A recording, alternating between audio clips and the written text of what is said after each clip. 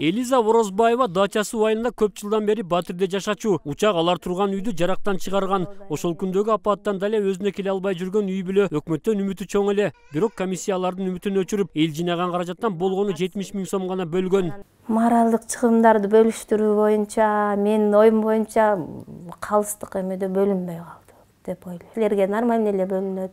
Киши башына биз силерге окшогондорго киши башына эме бөлүп беребиз. Моральный счет 200 000 сомдон берилет деп бизге айтышат.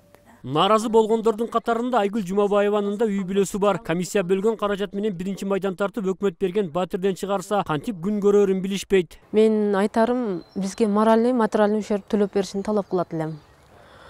Анткени мен мындан ары кандай ушу 70 000 сом менен мен мурунку жашоомду калыптандыра албаймын.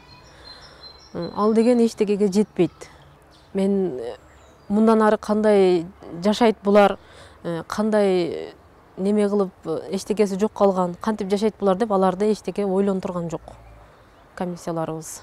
Жогорудагы үй бүлөлөргө комиссия өлкөнүн жарандары катары эмес, квартирант катары мамиле кылган. Биздин билишибизче ар бир адам Кыргызстандын кайсы аймагында болбосун, мамлекеттин кепилдигинде болушу абзел. Бөлөк маселе баягы жабыркагандын деңгээлине карап, баягы пропорционалдуу түрдө болуш керек да. Анан кимисине канча тийип калганда аны аз же көп деп айтуу кыйын.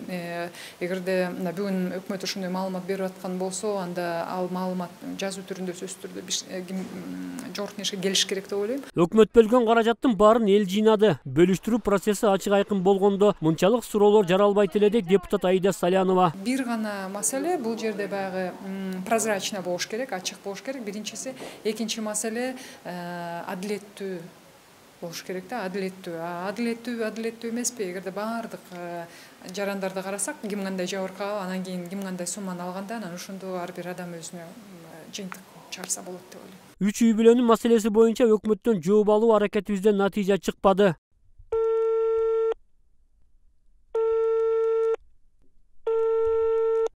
Ошентип 100 күндөн соң дачалыктарга каражаттар бөлүштүрүлгөнү менен элдин нааразылыгы басылган жок. Аны айрым эксперттер кырсыктан жабыркагандарга тандап мамиле кылуу менен өкмөт элдин ишеничин төмөндөтүп жатканын белгилешти.